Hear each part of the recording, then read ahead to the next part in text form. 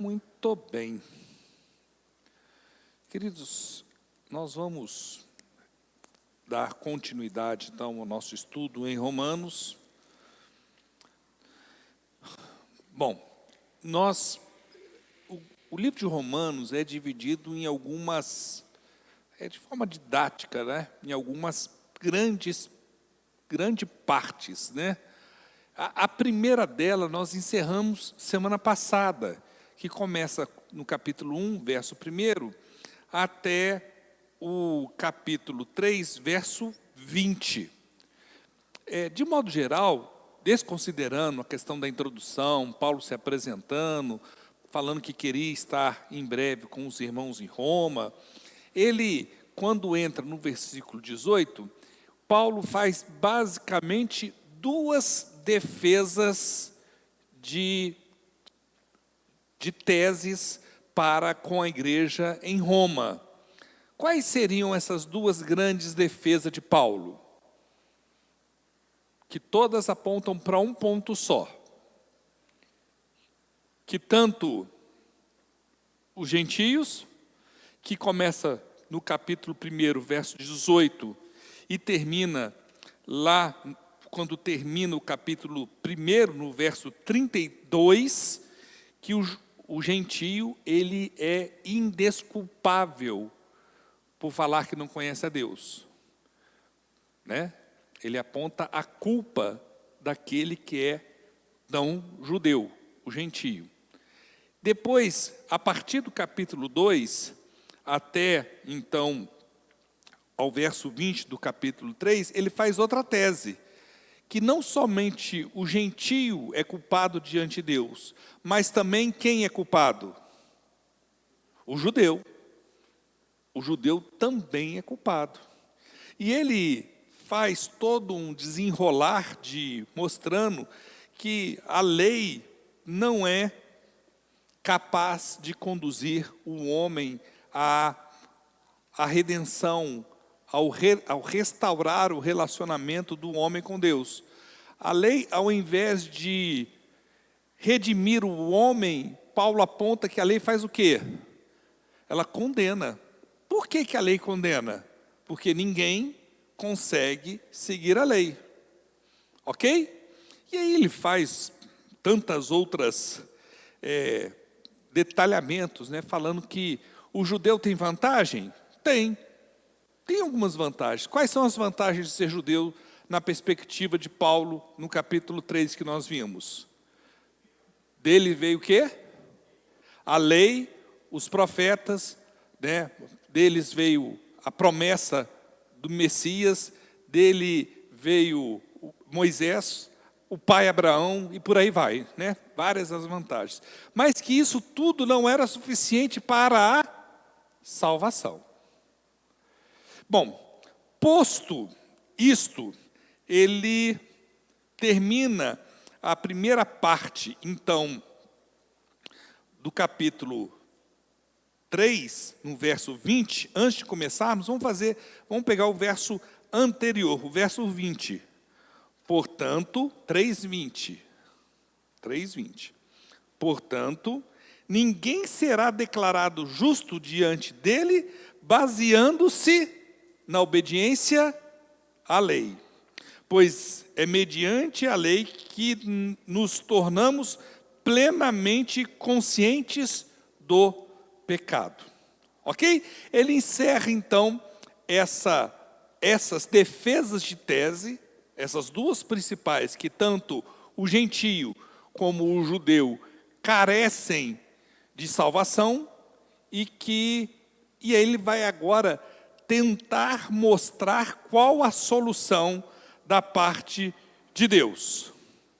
Ok? Podemos, então, caminhar para o versículo 21. Diz assim: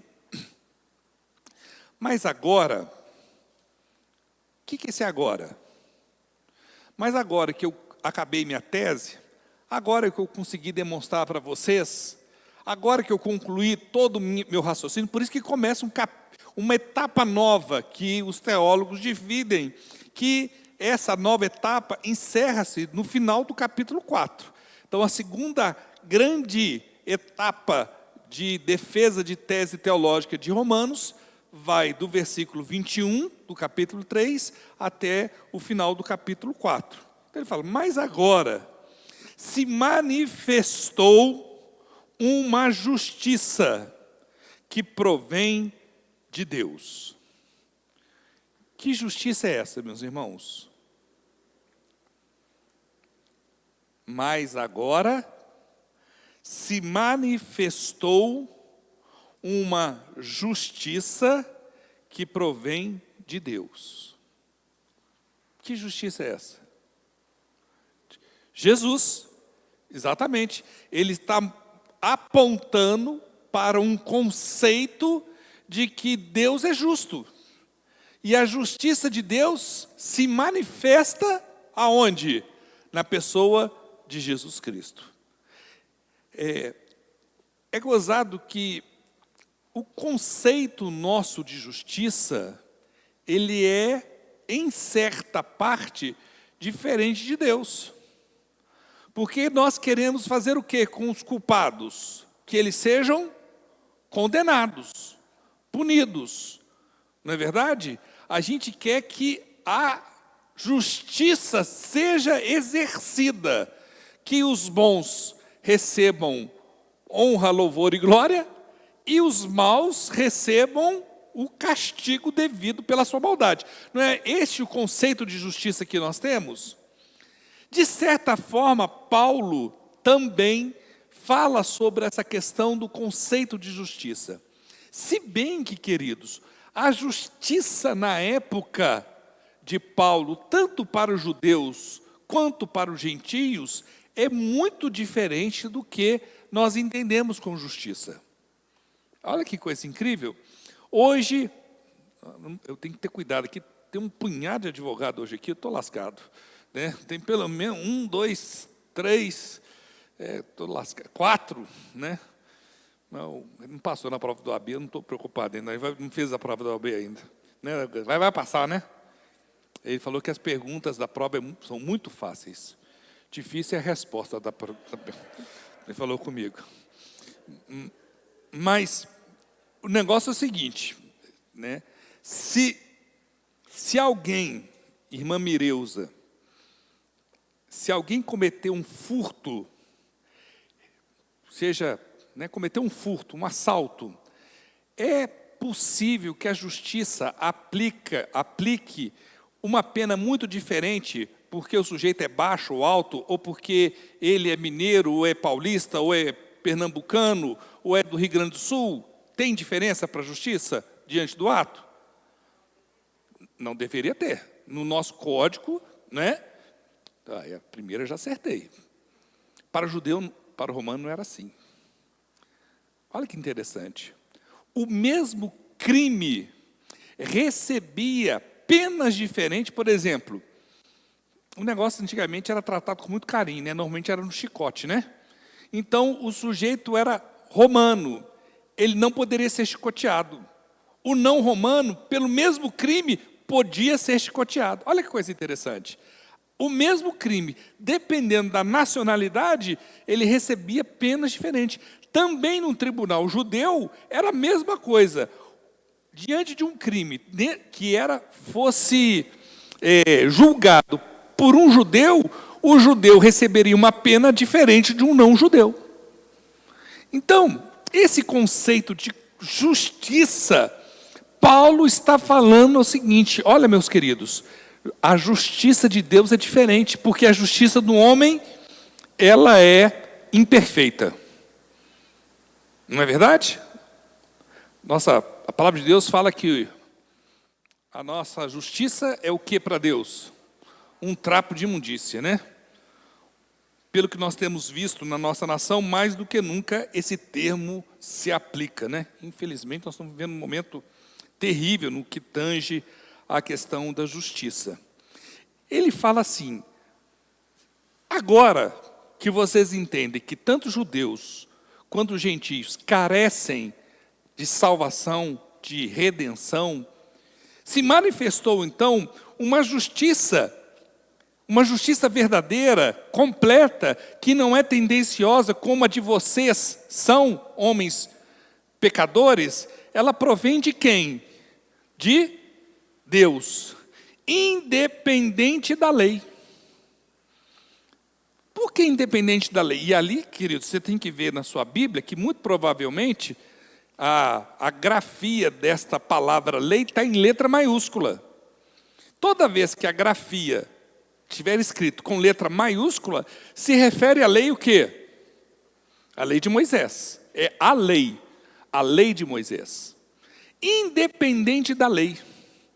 Por quê? Porque nós vimos lá no versículo 20 que ninguém será declarado justo, o quê? Baseando-se na obediência à lei.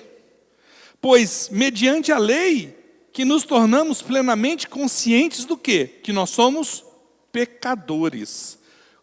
Ficamos conscientes do nosso pecado. E aí ele fala assim, da qual testemunham a lei e os profetas. E aí parece que tem uma incoerência. Como é que a justiça de Deus se manifesta na história, e nós vamos entender o porquê disso, independente da lei, mas a lei e os profetas testemunham.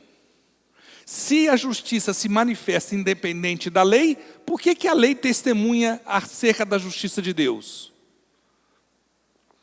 Entenderam a pergunta? Entendeu, Tânia? Você é esperta, se você falasse que entendesse, então eu ia falar, explica então. E você é esperta demais, viu? Põe aí para mim, Romanos 7:12. Romanos 7:12. De fato, a lei é o que, meus irmãos? É santa. O mandamento é o que? Santo, justo e bom. Esse mandamento é uma forma linguística de falar da mesma coisa. A lei é santa, justa e boa. Então, por que a justiça de Deus provém independente da lei, que é justa, boa e santa, mas ela testemunha? Quem acertar, obrigado, querido. Tem um chocolate. Quê? Canjica, tem uma canjica depois do culto. Vamos. Por quê? Você quase ganhou um chocolate. Vamos ver aí, Isaías 53. Que? Meia canjica, né? Isaías 53. Abra sua Bíblia aí. Em Isaías, capítulo 53. Vamos ler parte. Esse texto eu convido o irmão, a irmã, a lê-lo de forma integral na sua casa. Quem que é Isaías? É um profeta. Olha só. Então, de que testemunha que a justiça de Deus provém independentemente da lei? É a própria lei e os profetas. Vamos pegar um exemplo das dezenas de exemplos que nós temos no Velho Testamento, que a profecia atesta essa justiça que provém de Deus. Quem creu em nossa mensagem e quem foi revelado o braço do Senhor, ele cresceu diante dele como um broto tenro e como uma raiz saída de uma terra seca. Ele não tinha qualquer beleza ou majestade que nos atraísse. Nada havia em sua aparência para que o desejássemos. Foi desprezado e rejeitado pelos homens, um homem de dores, experimentado um sofrimento como alguém de quem os homens escondem o rosto, foi desprezado. E nós não tínhamos em estima. Certamente, Ele tomou sobre si as nossas enfermidades e sobre si levou as nossas doenças. Contudo, nós o consideramos castigado por Deus atingido e afligido. mas ele foi transpassado por causa das nossas transgressões, foi esmagado por causa das nossas iniquidades. O castigo que nos trouxe paz estava sobre ele, e pelas suas feridas fomos curados. E aí o texto continua numa descrição lindíssima. Esse texto, que tem cerca de 400 e poucos anos antes de Cristo nascer, é muito tempo, né? Fala acerca de quem, gente? De Jesus, não é? Então, nós vimos aqui que o texto fala que quem dá testemunho acerca de Jesus? A lei e os profetas. O profeta ficou fácil. E por que a lei?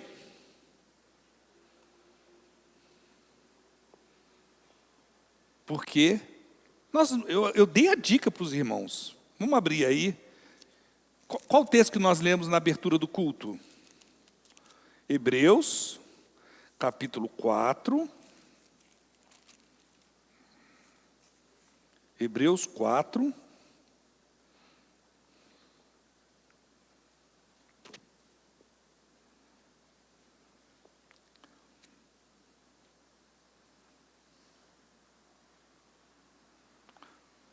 Portanto, visto que, versículo 14, vimos que temos um grande sumo sacerdote que atentou dos céus, Jesus, o Filho de Deus.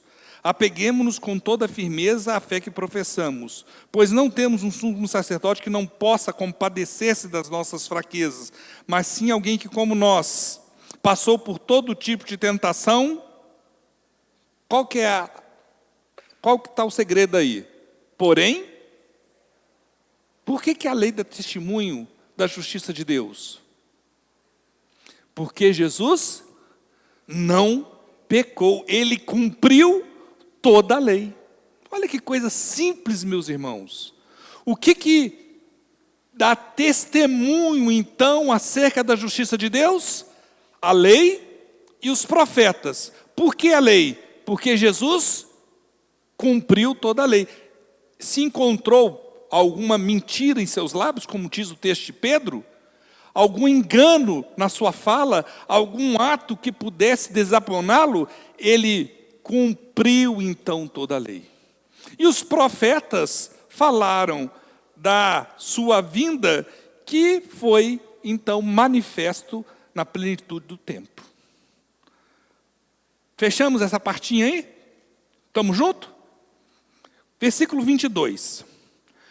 Justiça de Deus mediante a fé. E aí a gente tem que parar aí. A fé em quem? Em Jesus Cristo, né? Para todos os que creem. Queridos, existe diferença. O que é fé?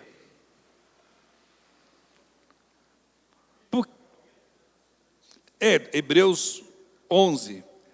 Mas põe aí para nós o texto de Tiago 2:19. Tiago 2:19. Aí, você crê que existe um só Deus? Muito bom. Até mesmo, quem crê? Os demônios. Qual que é a diferença entre fé e essa crença que os demônios têm? Essa crença dos demônios os fazem confessar Jesus como Senhor e Salvador? Que? Obediência. Muito bem, Douglas. A diferença entre uma crença aleatória em qualquer... Porque todos nós cremos em alguma coisa. Mas a verdadeira fé, ela é acompanhada de quê? De obediência. Então, vamos ler o texto de Efésios 2, verso 8, nessa perspectiva. Olha como é que, da mesma forma eu costumo brincar que os dois conceitos bíblicos que parecem antagonistas, e nós vamos tentar, nessa caminhada em Romanos, contemporizar, mostrando que a graça de Deus se manifesta como um rio, e cada rio tem dois leitos, normalmente os rios, né? Então, de um lado está a soberania de Deus, o que na teologia se chama como a eleição de Deus, e do outro lado está a resposta positiva do homem. Nós temos que entender sempre que quem vai em direção ao homem é quem? É Deus. O pecador tem consciência que precisa ser salvo? Não, porque ele está o quê? Morto em seus próprios pecados e delitos. Então ele não tem consciência do seu pecado. Mas ao mesmo tempo, Deus requer de cada um de nós uma resposta positiva, pois vocês são salvos pela graça. Quer dizer, graça vem de quem? Vem de nós? Vem de Deus. Mas por meio da fé, por meio da obediência. Vamos ler assim. Olha só, entendendo que Jesus Cristo é Senhor e Salvador de nossas vidas. E esta graça não vem da gente. É dom gracioso, demonstração da manifestação do amor sobre as nossas vidas. Então, queridos, prestem bem atenção. Justiça, versículo 22, vamos voltar. Justiça de Deus, mediante a fé em Jesus Cristo para todos. Quem são todos? Na perspectiva de Paulo. Se você falar que todos são todos, nós vamos ter problema aqui. Gentios e judeus. Se você estiver pensando, irmão Elcias, na perspectiva só do judeu, se você estiver pensando na perspectiva que ele está falando para romano também, são os romanos e os bárbaros, ok? Depende de quem está lendo a carta. Porque a gente tem que entender que a carta de Paulo aos Romanos tinha um público que era dividido. Parte da igreja era formada por gentios, romanos, naturais de Roma, que tinham muito a filosofia grega como modo de pensar e ser, e parte da igreja era formada por judeus. Então, se o judeu tivesse lendo essa carta, todos eram quem? Judeus e gentios. Se fosse um romano que estivesse lendo a carta, ele entenderia que era o próprio romano e os bárbaros. O não romano, para o romano, era chamado de bárbaro. E aí, para todos os que creem, observem que aí, crer está associado à fé. Não é o crer que nós lemos, que os demônios também creem. Põe lá para nós, João 1:12 e o verso 13. João, um dos textos mais lindos da palavra de Deus. Contudo, aos que o receberam, aos que creem em seu nome, a estes que creem, que receberam, que obedecem, a estes deu-lhes o direito de se tornarem o quê? Filhos de Deus. Estes não nasceram por vontade, pela descendência natural, não, nem pela vontade da carne, pela vontade de algum homem, mas nasceram da expressão do amor, da graça de Deus sobre a vida da humanidade. Percebam então, meus queridos, que essa palavra, no versículo 22, de crer, está associado à fé. A gente não tem como... Só que a gente entende que falar que acredita sem obediência não tem valia nenhuma para a vida das pessoas. Muito bem? Quando a gente fala, e ele continua, não há distinção. Quando fala não há distinção, o que está falando do atributo de Deus nessa frase? Não há distinção. Qual é tem se falado tanto disso, né? Qual que é o maior pecado de um juiz? Parcialidade.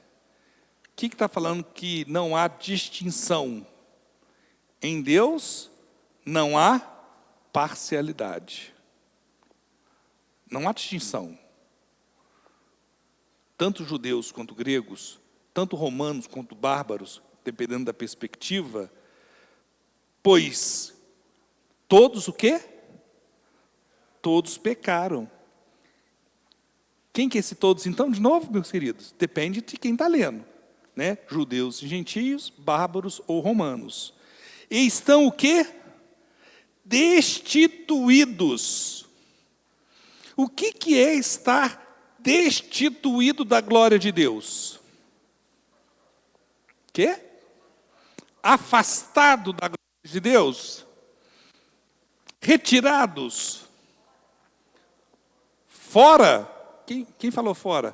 Patricinha? Ô, gente, esse negócio da gente vocês falar com máscara é um desespero, porque a gente só vê de onde vem o som, né? Fora.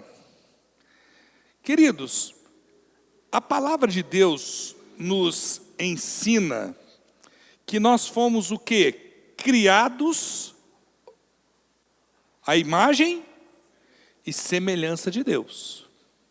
Não é isso? Façamos o homem a nossa imagem e semelhança. O texto fala que todos pecaram e destituídos estão na glória de Deus. O que é a glória de Deus? Vamos ver um texto que é clássico sobre essa perspectiva de entendermos a glória de Deus. Salmo 19:1. Eu acho que muitos dos irmãos sabem de qual aqui. Os céus declaram ou proclamam, né? Dependendo da versão a versão, né? Os céus declaram a glória de Deus. O firmamento proclama a obra de suas mãos. O que a natureza faz, meus irmãos? Dá um vislumbre para a humanidade da glória de Deus. Quem aqui já teve oportunidade de ir, foi o maior impacto visual que eu tive na minha vida, quando eu vi as quedas lá da tríplice divisa lá, Brasil, Paraguai e Argentina, que é água que não acaba mais. Um dos negócios mais lindos que eu já vi na minha vida. Foi naquele dia que eu associei com o Salmo 19:1. Os céus declaram a glória de Deus, o firmamento proclama a obra de suas mãos. Só Deus para fazer um negócio desse. Um negócio que tira até a fala da gente, tão bonito que é. Essa glória, essa majestade, esse poder, essa capacidade inventiva, soberana de Deus, também seria dada, em certa medida, a quem? A nós. Nós não fomos criados o quê? Vamos recapitular. A imagem e semelhança. Mas o que aconteceu, meus irmãos? O que aconteceu? Nós pecamos. Então, esta glória foi perdida. Na teologia, a gente fala basicamente de dois termos. Desfigurado. Você já viu, né, infelizmente, quando acontece um acidente e a pessoa machuca muito, e a gente fala assim, essa pessoa está desfigurada. O que a gente quer dizer? Que ela está distante daquilo que ela era antes. Não é mais o quê? Não é mais parecida com o que era antes, ela está desfigurada. Na teologia, além de desfigurado, a gente usa também o termo contaminado. Você pega um copo d'água e mistura um corante, você vê que a água está turva. Pega uma água contaminada e a água está turva, você põe num copo assim, e você fala assim, essa água está o quê? Alô? Essa água está contaminada, porque ela está o quê? Suja. Ela perdeu a natureza cristalina da água. É exatamente isso que o pecado faz com a gente. ele contaminou parte da glória que Deus concedeu ao ser humano. A queda fez com que, nós, em nossos pecados, nos afastássemos do propósito de Deus para as nossas vidas, fizesse com que cada um de nós estivéssemos, por causa dos nossos pecados, distante do propósito de Deus. Consequentemente, nós fomos destituídos da glória de Deus. Quando a gente vê um crime bárbaro, aqueles crimes que são horrorosos, que de vez em quando acontecem, você está vendo no jornal, você fala assim, esse sujeito que fez isso é o quê? Qual que é a palavra normalmente que vem na nossa cabeça? Um monstro aí, ó. Por que a gente fala inconscientemente que ele é um monstro? Porque ele perdeu a característica da sua humanidade. Queridos, prestem bem atenção. Ser nascido em Cristo é um processo de reumanização. Quanto mais parecido com o caráter de Cristo, mais ser humano eu sou. Olha que coisa incrível. Na realidade, o sacrifício de Cristo na cruz é um processo de restaurar a glória que nós tínhamos na criação da humanidade.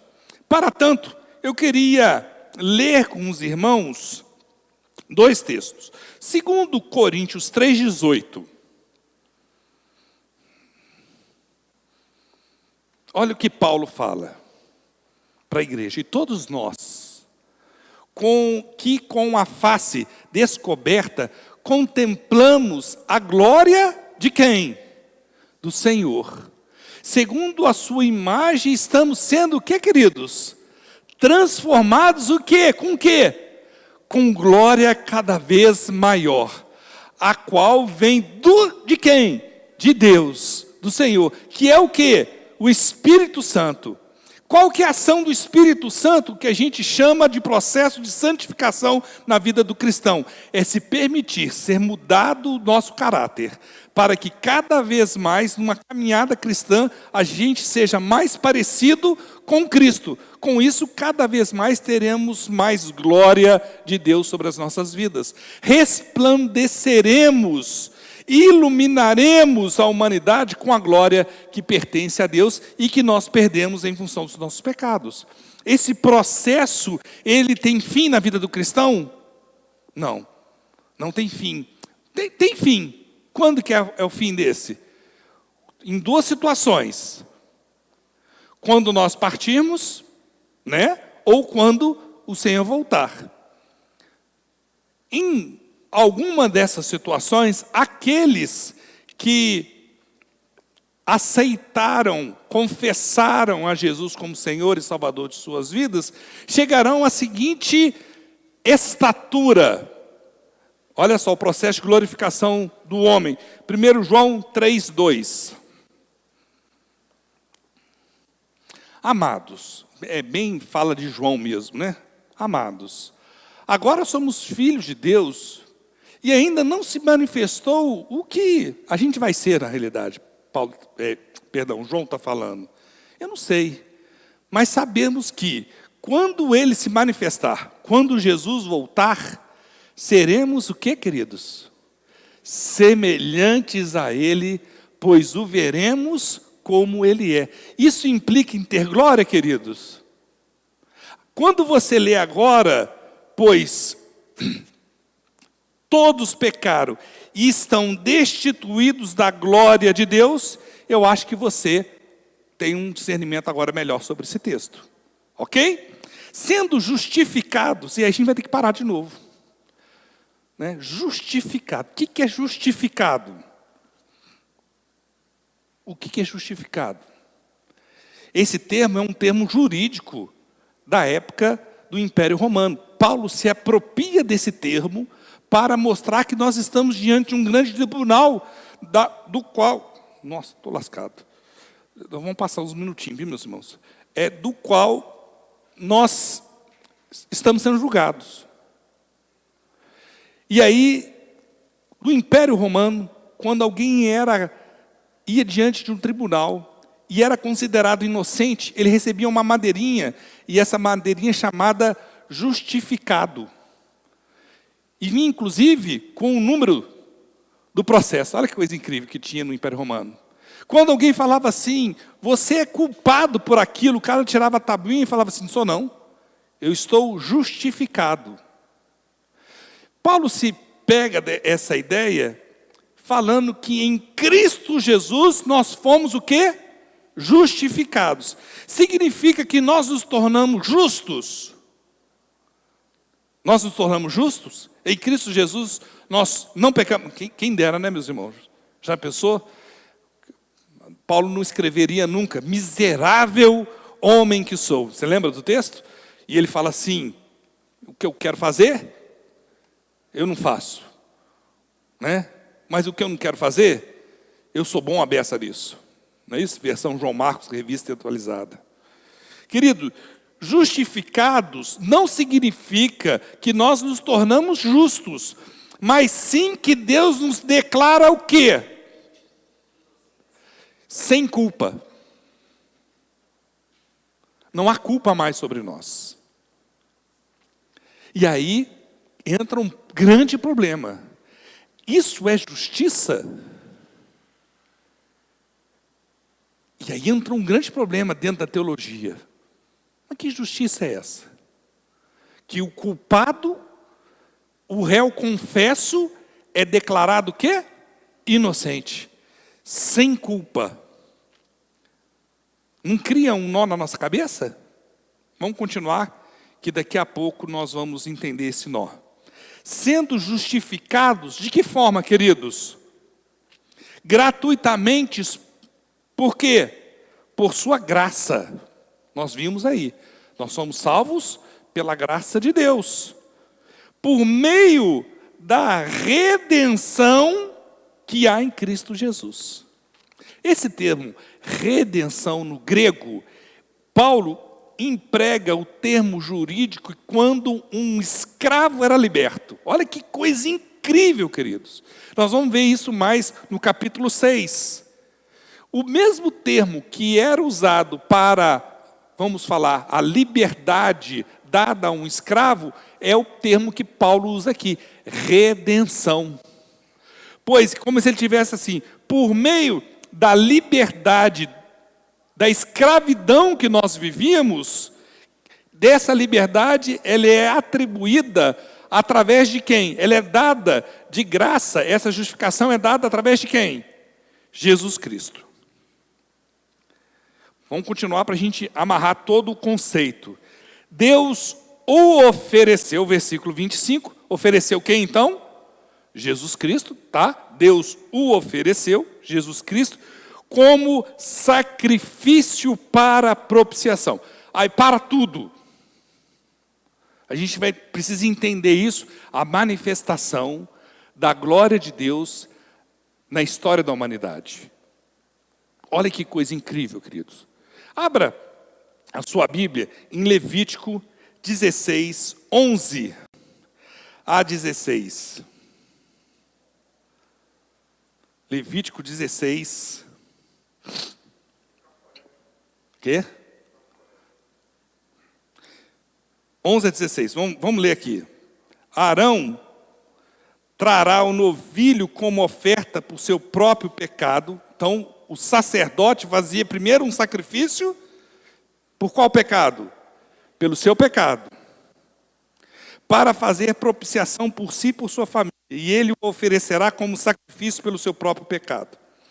Pegará o incensário cheio de brasas no altar que está perante o Senhor, e 2 punhados de incenso aromático em pó, e os levará para trás do véu. Porá o incenso no fogo perante o Senhor, e a fumaça do incenso cobrirá a tampa que está acima das tábuas da aliança, a fim de que não morra. Pegará um pouco de sangue do novilho, e com o dedo os aspergirá sobre a tampa da frente, sobre a parte da frente da tampa. Depois, com o dedo, aspergirá o sangue 7 vezes diante dessa tampa. Então, sacrificará o bode da oferta pelo pecado, em favor de quem agora? Primeira foi em favor de quem? Dele mesmo. Mostrando que ele, como o sacerdote, em si próprio havia qualidade para fazer a remissão do pecado do povo. Isso é fundamental para a gente entender esse texto. O sacerdote tinha qualidade em si próprio para fazer sacrifício? Não, tanto é que ele precisava primeiro oferecer sacrifício por si próprio e pela sua família. No versículo 15, então sacrificará o bode da oferta pelo pecado em favor do povo e trará o sangue para trás do véu, fará com o sangue o que fez com o sangue do novilho, e ele aspergirá sobre a tampa e na frente dela. Assim, fará o que, queridos? Propiciação no lugar santíssimo por causa das impurezas e das rebeliões dos israelitas, quaisquer que tenham sido seus pecados. Fará o mesmo em favor da tenda do encontro que está entre eles e no meio de suas impurezas. Queridos, o que o sumo sacerdote fazia? Ele primeiro fazia um sacrifício em favor do pecado dele próprio. Depois disso, ele fazia o sacrifício em favor de toda a nação de Israel, aspergindo sangue em cima da onde? Da tampa. De que tampa? Da arca. Como é que era o nome dessa tampa? Propiciatório. Olha só então, queridos. Vamos ler de novo o texto, que a gente vai ter uma visão melhor. O ofereceu como sacrifício para propiciação. Antes, um sumo sacerdote, também pecador, era necessário que ele oferecesse remissão de pecado, sacrifício em favor do seu pecado, e depois fazia pelo povo. É exatamente isso que é a visão que Deus dá ao povo desde a implantação da Páscoa. Lá em Êxodo, capítulo 12, 1 a 7. Nós não vamos ler por causa do tempo, tá? Vou pular esse texto. Leia em casa. Eu ia propor da gente ler, mas não vai dar tempo. Leia em casa, onde fala que é necessário fazer o quê? A partir dessa data, como decreto perpétuo, vocês vão passar sangue aonde? Nos umbrais das portas. Percebam que o que Paulo está ensinando agora, que nós somos o que, queridos? Deus o ofereceu como sacrifício para a propiciação. Este sacrifício, ele tem razão de existir para a humanidade mediante o quê? O que o texto fala? Mediante a fé pelo seu sangue. Demonstrando o que, queridos? Que Deus é justo. Até arrepio. A justiça de Deus, eu falei que havia um grande problema. Que Deus é esse que faz justiça declarando justo ou declarando sem culpa aquele que é culpado. É uma incoerência. Mas não, Deus não faz isso não. Deus ofereceu aquele que não tinha pecado, aquele que era atestado pela lei porque não cometera pecado e pelos profetas porque ele cumpriu todas as profecias que havia no Antigo Testamento, como que o sangue de Jesus na cruz do Calvário fosse o sangue que fosse aspergido pela arca em cima do propiciatório, ou seja, a tampa da arca da aliança. Certinho? Podemos caminhar? Então, mediante a fé, pelo seu sangue, demonstrando então o que, queridos? A sua justiça. Timothy Keller tem um dos livros mais lindos que eu já tive a oportunidade de refletir, que é Justiça Generosa. Recomendo aos irmãos. Onde ele trata desse aspecto da justiça de Deus. A justiça de Deus não é igual à nossa.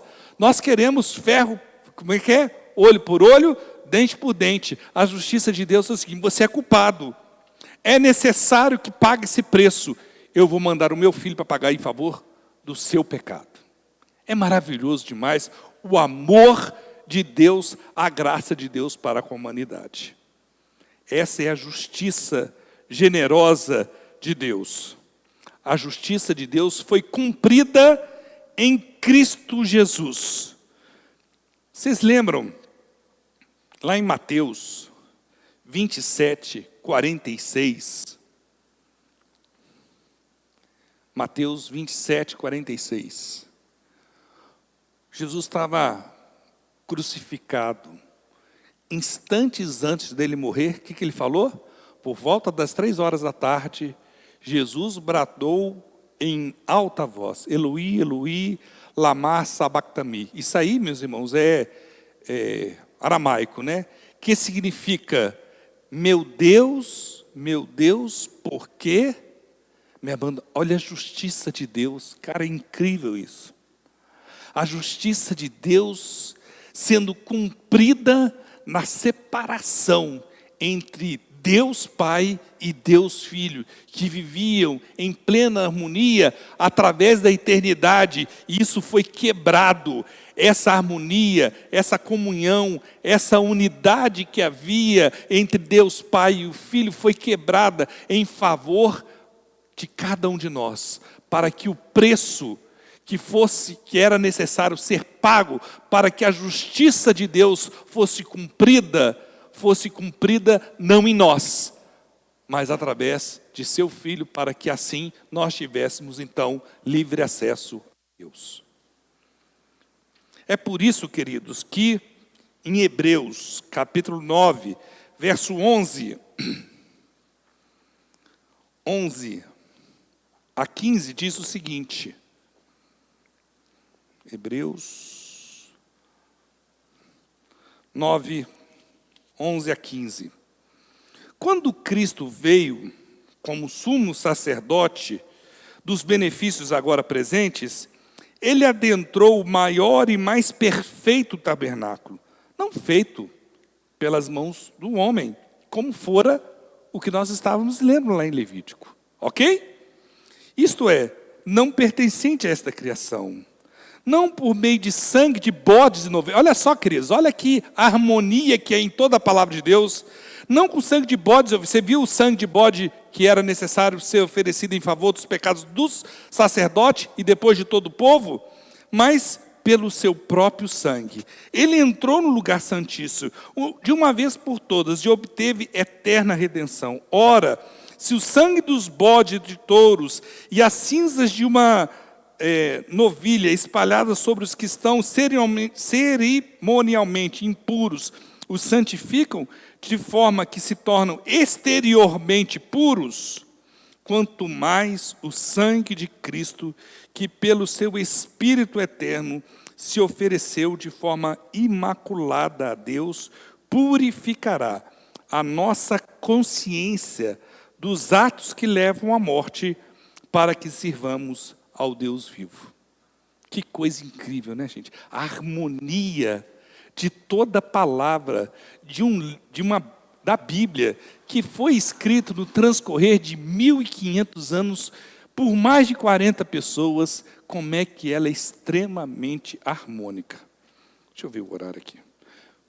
Queridos, vamos fazer o seguinte, nós já passamos 10 minutos, nós vamos parar aqui.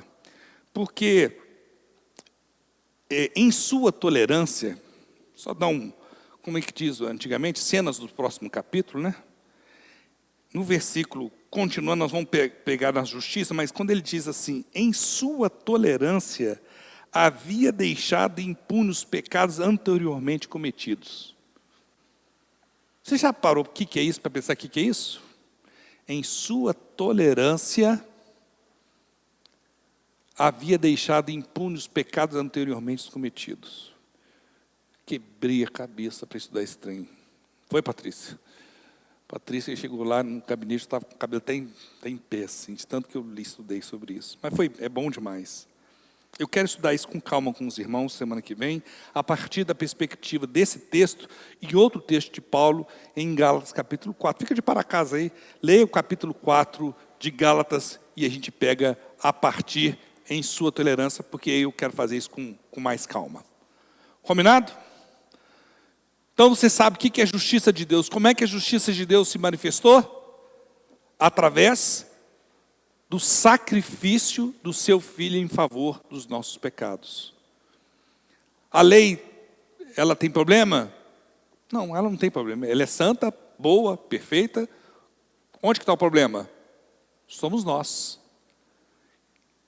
Então ela, em vez de nos conduzir à salvação, ela nos condenou. Por que que a lei e o profeta, então, a lei e os profetas atestam, testemunham de Jesus Cristo? Porque ele não cometeu pecado e ele cumpriu todas as profecias. O que o pecado fez conosco, meus irmãos? Fez com que nós perdêssemos o quê? A glória de Deus. O que Cristo faz conosco?